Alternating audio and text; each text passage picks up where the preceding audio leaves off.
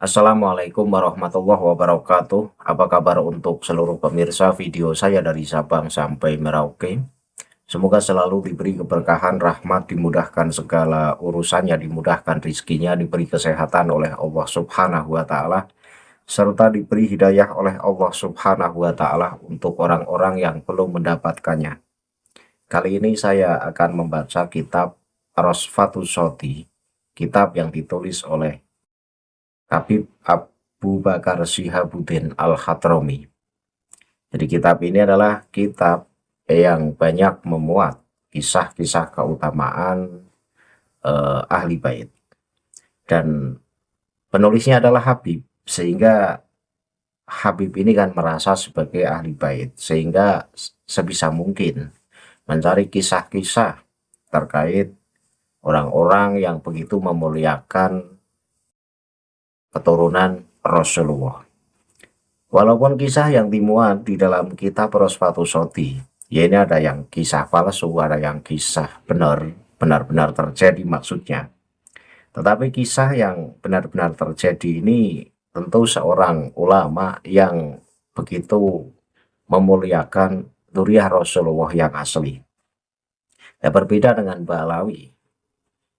Jadi klan yang merasa sebagai keturunan Rasulullah tersoheh di dunia, tetapi pada saat mau diverifikasi, ya lebih baik menghindar.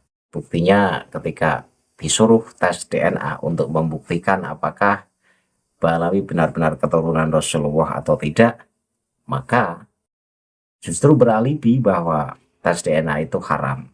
Itu kata Imam Jumhur. Nah, kali ini yang akan saya bahas adalah terkait seorang guru yang muridnya itu keturunan Rasulullah. Kemudian seorang guru itu harus duduk di bawah, dan seorang murid yang merupakan keturunan Rasulullah itu ditempatkan di tempat yang lebih tinggi dari gurunya. Jadi kisah ini bukan untuk dicontoh, karena saya baca kisah ini pada akhirnya juga akan saya kritisi. Karena jika kisah ini sebagai tauladan dan untuk dicontoh oleh semua guru, maka rusaklah tatanan pendidikan di Indonesia. Seorang guru tidak ada nilainya di hadapan orang-orang yang punya nasab. Dan ini saya tidak menginginkan hal itu. Seorang guru ini harus tegas terhadap profesinya. Tidak memandang apakah muridnya itu bernasab baik atau tidak, itu urusan beda. Tetapi selama seorang guru itu mendidik anak didiknya, ya tidak pandang bulu apakah muridnya itu bernasab mulia atau tidak. Tetaplah murid ya murid, guru ya guru. Nah, kisah yang akan saya baca ini adalah kisah terkait ketawaduan Syekh Muhyiddin Ibnu Arabi. Kisah ini termuat di dalam kitab Rosfatus Shoti halaman 165. Redaksinya saya tampilkan di layar sehingga penonton bisa ikut menyimaknya. Wa qad ruwiya annahu ata ilaihi bi ba'dil asrofi liyu'allimahul ilma fa'ajlasahu ala say'in murtafi'in. Wa jalasa syaihu tahtahu wa ja'ala yabki wa yakulu lahu qala jadduka Rasulullah sallallahu alaihi wasallam makadha fandur ila hadha tawadu'i min hadzal imami ala jalalati qadrihi wa uluwi mangsibihi lidzalika syarifil ladzi utiya bihi ilaihi liyu'allimahu lakin la ya'riful fadla li ahlil fadli ghairu ulil fadli. Artinya apa? Artinya diriwayatkan bahwa pernah didatangkan kepada beliau, didatangkan kepada Syekh Muhyiddin Ibnu Arabi, ialah salah seorang dari keturunan Nabi, untuk diajarkan ilmu, untuk dididik. Maka Syekh Ibnu Arabi mendudukkan anak tersebut di tempat yang tinggi, sementara beliau sendiri duduk di bawahnya. Syekh pun menangis seraya berkata kepada anak itu, kakekmu Rasulullah Shallallahu Alaihi Wasallam telah bersabda begini. Maka lihatlah tawaduknya imam ini, meskipun beliau memiliki kedudukan yang agung dan derajat yang tinggi terhadap anak keturunan Nabi tersebut yang dibawa kepadanya untuk belajar. Namun memang tidak ada yang mengetahui keutamaan pemilik kemuliaan kecuali orang-orang yang juga memiliki kemuliaan. Ini adalah komentar dari penulis kitab Rosfatus Shoti, bahwa pada intinya kisah ini adalah perilaku pribadi, bukti ketawaduan seorang Syekh Muhyiddin Ibnu Arabi yang begitu memuliakan keturunan Rasulullah, tentu keturunan Rasulullah yang asli. Maka suatu ketika Syekh Muhyiddin Ibnu Arabi itu didatangkan kepadanya seorang keturunan dari Rasulullah untuk dididik ilmu. Maka Syekh Ibnu Arabi atau Syekh Muhyiddin Ibnu Arabi ini memperlakukan muridnya dengan perlakuan yang istimewa. Muridnya disuruh duduk di atas, sedangkan Syekh Muhyiddin Ibnu Arabi ini duduk di bawah. Kenapa? Karena begitu memuliakan Rasulullah, bahkan memuliakan keturunan Rasulullah, karena di dalam dirinya si murid tersebut terdapat Rasulullah yang mengalir. Ini tentu sikap tawadhu seorang Syekh Muhyiddin Ibnu Arabi. Ini memang kisah ini benar-benar terjadi, tetapi bukan untuk dijadikan contoh, karena ini adalah adab seorang Syekh Muhyiddin yang begitu memuliakan keturunan Rasulullah, tetapi bukan untuk dijadikan pedoman untuk semua guru agar memperlakukan murid-murid yang bernasab mulia dengan perlakuan seperti yang dilakukan oleh Ibnu Arabi. Nah, sayangnya kisah tawadhu Syekh Muhyiddin Ibnu Arabi yang ini bukan untuk dicontoh banyak orang, tetapi justru disalahartikan dan dimuat dalam kitab Rosfatus Shoti untuk melegitimasi kemuliaan klan Pahlawi. Kenapa? Ya karena penulis dari kitab Rosfatus Shoti ini merupakan Habib klan Pahlawi tentunya. Memakai kisah ketawaduan Syekh Muhyiddin Ibnu Arabi untuk hebat-hebatan, bahwa ini loh, Syekh Ibnu Arabi seorang alim ulama saja ketika punya murid dari keturunan Nabi, itu seorang murid dimuliakan, harus duduk di atas dan gurunya duduk di bawah. Nah, kisah Syekh Muhyiddin Ibnu Arabi ini benar adanya, dan ini bukti ketawaduannya, tetapi kisah ini justru disalahgunakan oleh orang Pahlawi untuk melegitimasi kemuliaannya karena mereka mengaku sebagai keturunan Nabi. Dan saya mengkritisi apa yang tertulis dalam kitab Rosfatus Shoti, karena di dalam kitab Rosfatus Shoti ini justru tidak fokus membahas tentang ketawaduan Syekh Muhyiddin Ibnu Arabi, tetapi poin yang diambil oleh penulis kitab Rosfatus Shoti adalah kemuliaan nasab Rasulullah, dan Pahlawi mengaku sebagai dzurriyyah Rasulullah, sehingga dalam kisah ini mau mengambil manfaat bahwa keturunan Rasulullah harus dimuliakan sedemikian mulianya sampai sang guru harus duduk di bawah. Ada beberapa poin yang akan saya komentari dalam kisah ini. Jadi secara sudut pandang keutamaan ilmu serta syariat, jika kita merujuk pada teks-teks baik yang bersumber dari Al-Quran maupun hadis secara umum, ilmu memang menempati posisi tertinggi. Nah, disinilah saya perlu mengkritisi. Seorang guru tidak selayaknya tunduk pada nasab mulia. Mau muridnya itu bernasab mulia atau tidak, maka seorang guru tidak boleh tunduk dan keluar dari status sebagai pengajar.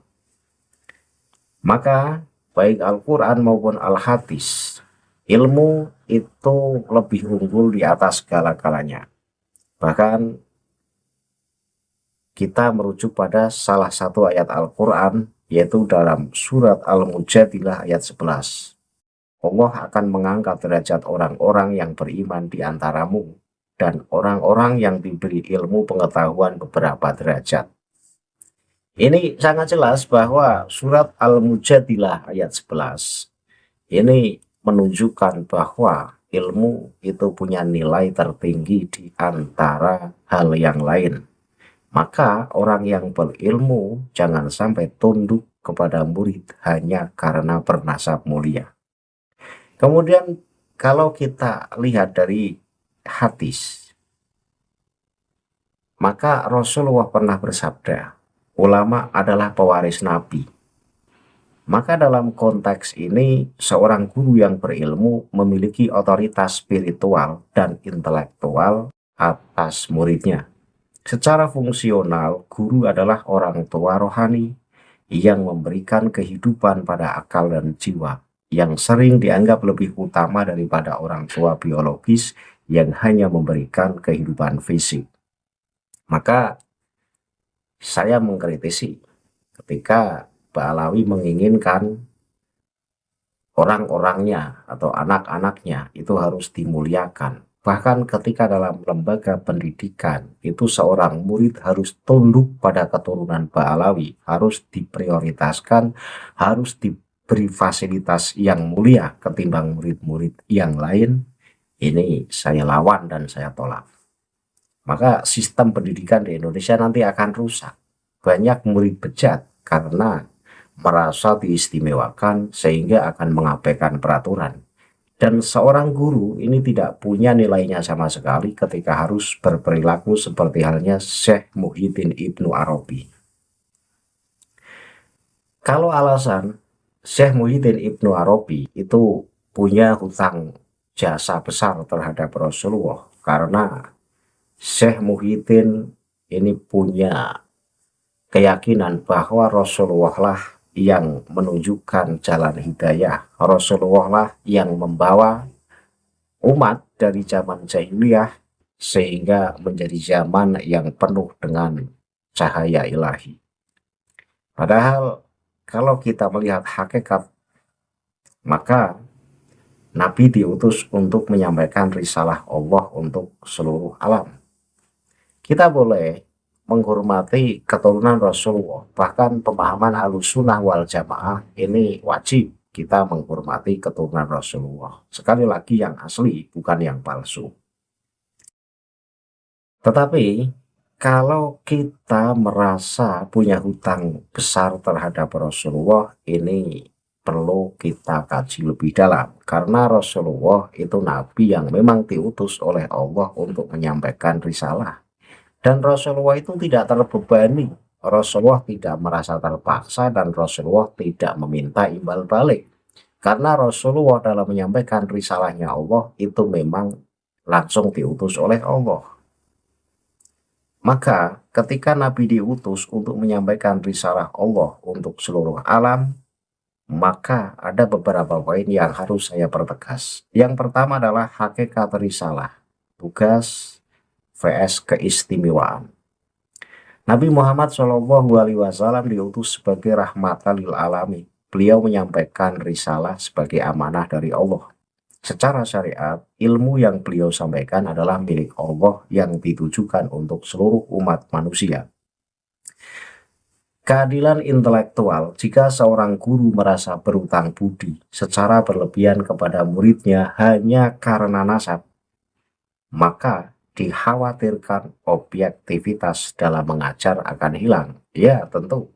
Ketika seorang guru itu merasa canggung, artinya memuliakan muridnya dengan pemuliaan yang berlebihan. Ini seorang guru akan kehilangan objektivitas dalam mengajar, akan canggung kepada muridnya. Kemudian kemandirian ilmu. Ilmu tidak seharusnya tunduk pada faktor biologis. Jadi ilmu tidak boleh tunduk pada siapapun. Apalagi tunduk pada orang-orang yang punya nasab mulia. Ilmu tetaplah ilmu. ada di level tertinggi. Seorang murid, siapapun latar belakangnya, tetaplah seorang penuntut yang membutuhkan bimbingan dan koreksi dari gurunya.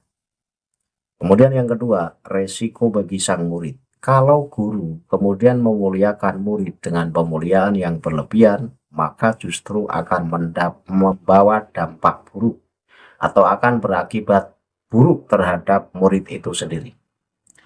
Maka sikap berlebihan dari seorang guru justru bisa berdampak buruk bagi perkembangan mental dan spiritual murid yang memiliki nasab mulia tersebut. Maka diantaranya akan memunculkan sifat ujub, bangga diri. Seorang murid kemudian dimuliakan dengan pemuliaan yang berlebihan oleh gurunya hanya karena murid tersebut punya nasab baik, misalnya keturunan Rasulullah. Ini justru akan memunculkan sikap ujub di dalam diri murid tersebut. Jika sejak kecil seorang anak selalu didudukkan di tempat tinggi dan disembah-sembah oleh gurunya, ia beresiko merasa tidak perlu berusaha keras atau bermujahadah dalam menuntut ilmu karena merasa sudah mulia sejak lahir. Nah, ini beratnya begitu. Di Indonesia ini begitu. Kadang-kadang anak seorang pejabat ini bebas dari peraturan. Ketika berkendara melanggar lalu lintas, di situ ya ketika ditangkap oleh petugas, ini justru mengancam-ngancam dan mengandalkan nasabnya. Tampaknya perilaku-perilaku Ba'alawi ini ya sudah menjalar dan sudah membudaya. Dan di pesantren juga banyak yang semacam itu, yang merasa keturunan orang hebat, keturunan orang mulia, sehingga seringkali abai terhadap peraturan-peraturan pesantren. Nah, inilah bahayanya. Ketika seorang guru, seorang pendidik harus tunduk pada nasab mulia, maka murid akan melonjak, akan sombong. Kemudian hambatan belajar, proses belajar atau proses belajar mengajar membutuhkan khidmat pelayanan murid kepada guru agar ilmu meresap. Jika dibalik, proses transfer ilmu bisa menjadi canggung dan tidak efektif. Iya, ya seorang murid itu harus tunduk kepada guru. Maka ketika posisinya dibalik, seorang guru malah tunduk kepada muridnya hanya karena muridnya bernasab baik, maka proses belajar mengajar ini akan terhambat. Seorang guru akan sanggung kepada muridnya. Nah, ini justru menimbulkan resiko yang membahayakan.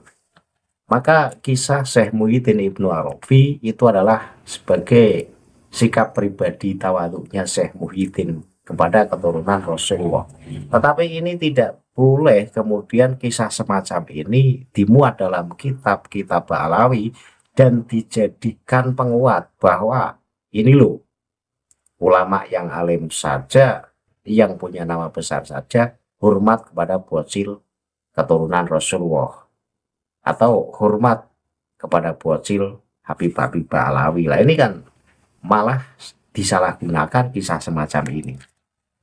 Dan jika apa yang tertulis dalam kitab Rosfatus Shoti kemudian diperlakukan, saya yakin dunia pendidikan akan hancur.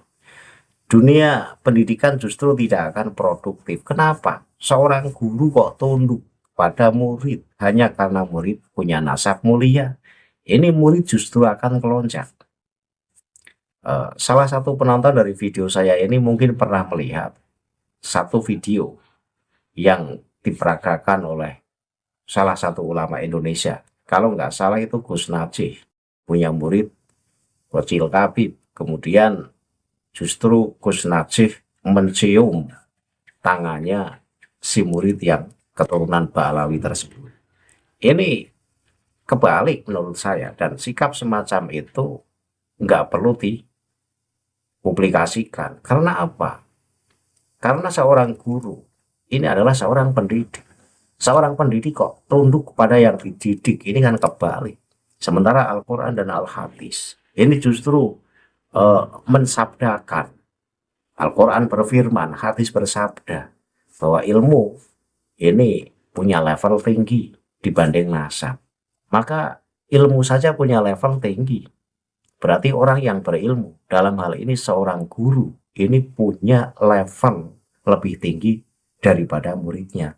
Dan ilmu ini bersifat mandiri, dia tidak punya sangkut paut terhadap nasab. Artinya mau yang diajari ilmu itu orang yang bernasab baik atau tidak, ini nggak urusan. Harus disamaratakan. Guru harus tegas dan murid harus tunduk pada guru. Tidak pandang itu Habib atau siapapun.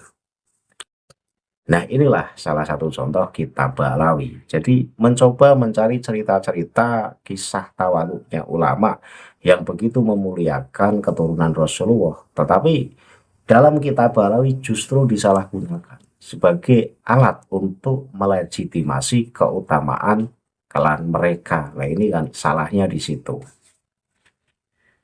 Dan sekali lagi, kisah Ibnul Arabi atau Syekh Muhyiddin Ibnu Arabi dalam memuliakan cucu Rasul, itu cucu Rasul beneran, cucu Rasul yang asli. Lah kalau Ba'alawi kan setelah dikaji dan diteliti itu cucu Rasul palsu, tes DNA saja nggak berani. Dan sudah ada beberapa yang tes DNA itu hasilnya G. G itu Arab saja bukan, apalagi keturunan Rasulullah. Syarat pertama keturunan Rasulullah itu harus Arab. Nah, Arab saja belum tentu keturunan Rasulullah. Apalagi Ba'alawi yang Arab saja bukan. Ya tentu mustahil sebagai keturunan Rasulullah. Makanya sampai saat ini polemik nasab yang sudah bergulir 4 tahun, Ba'alawi tidak mampu menunjukkan bukti bahwa mereka benar-benar keturunan Rasulullah. Tapi ya tetap ngotot, tetap kekeh dan mencari segala cara untuk mengembalikan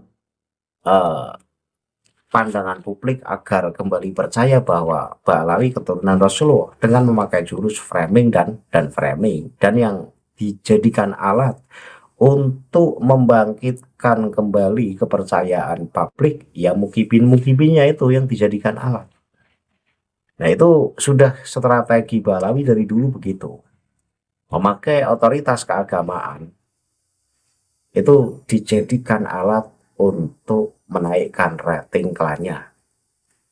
Jadi satu otoritas keagamaan, yang kedua keturunan nasab atau nasab mulia itu dijadikan senjata pamungkas orang-orang Ba'alawi untuk mencari posisi.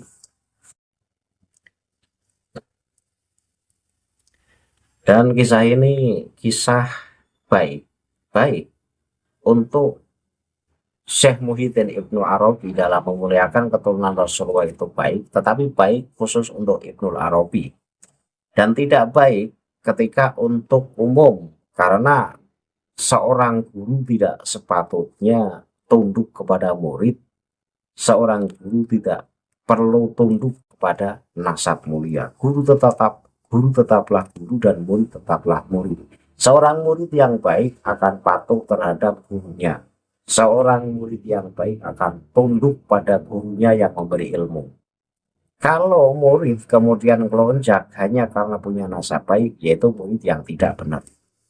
Kok Ba'alawi ngotot minta fosil-fosilnya dimuliakan, seperti halnya kisah Syekh Muhyiddin Ibnu Arabi dalam memuliakan keturunan Rasulullah. Ini salah alamat.